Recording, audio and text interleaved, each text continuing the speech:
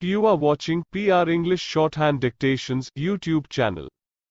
This is English Shorthand dictation number 395 and the dictation speed is 120 words per minute. Ready? Start. Madam Speaker, as we come to the end of the journey of the 15th Lok Sabha, I join all members of this August House to pay tribute to the manner in which you have conducted the proceedings. Madam, in parliamentary life, there are bound to be differences among parties, but there must also be ways and means of finding pathways to bring minimum amount of consistency and reconciliation so that the ship of the Indian state can move forward. We have seen that on certain crucial matters, this House has the capacity and the will to rise above partisan strife and to find pathways of national reconciliation. The manner in which the state of Telangana is being born is yet another indication that this country is capable of taking some of the most difficult decisions without any rancor, without worrying too much about the pros and cons of things that do not matter, and we can take pride in the fact that the Telangana state, whose quest for being born was pending for the last 60 years, has ultimately seen the light of day. The Food Security Bill is yet another landmark legislation. It will create a ray of hope among those who are deprived sections of our community. It will encourage our farmers to produce more. Shri Sharad Pawar has described the manner in which the agricultural situation in our country has improved, and I compliment him for the manner in which he has guided the destiny of the agriculture ministry. Obviously, members of the House have played a very important role in bringing that outcome about.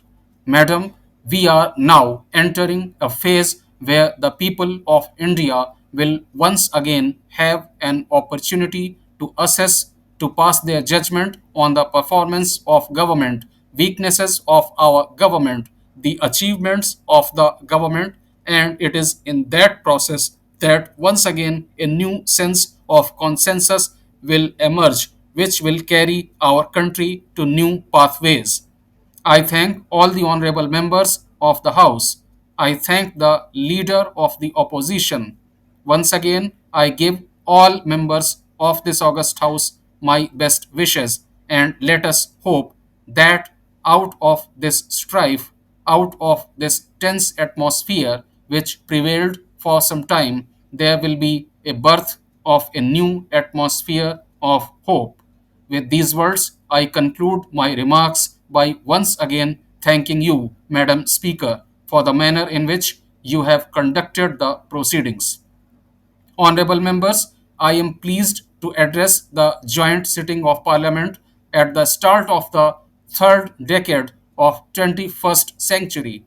I once again extend my best wishes for the new year and congratulate all members of Parliament for being a witness to this historic occasion.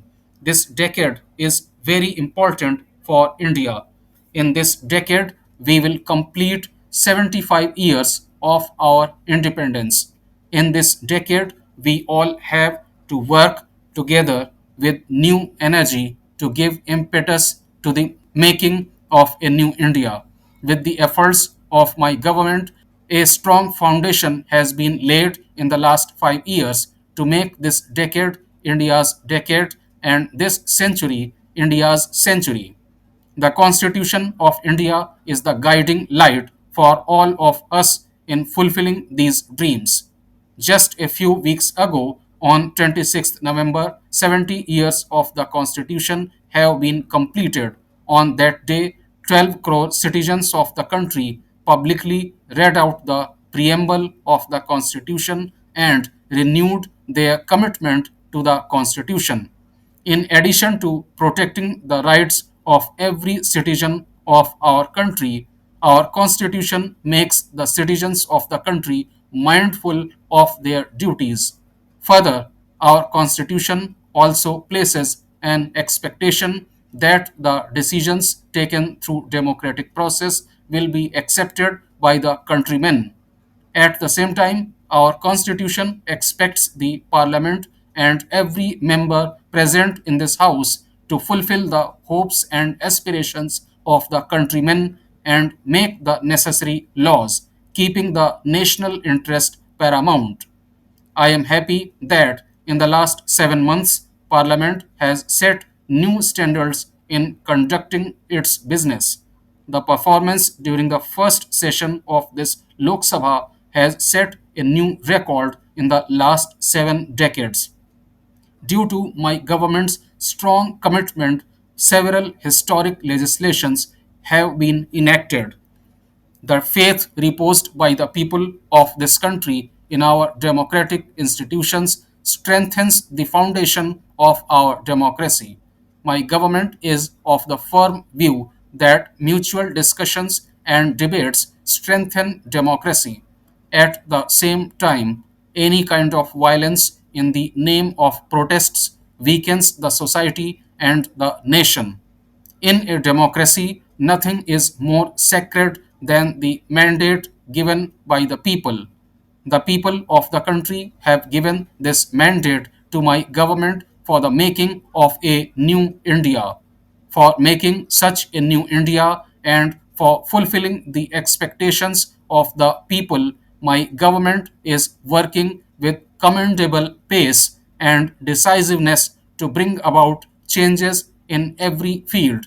It is the outcome of reforms at the grassroots level ushered in by the government in the last 5 years that there has been an unprecedented improvement in India's global ranking in several areas.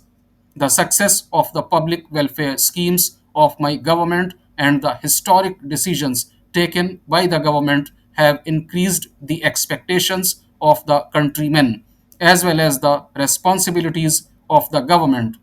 Over 40 lakh people living in the capital city of Delhi had been living for many years in the hope that one day they would get the ownership rights of their homes and that they will be able to lead a dignified life.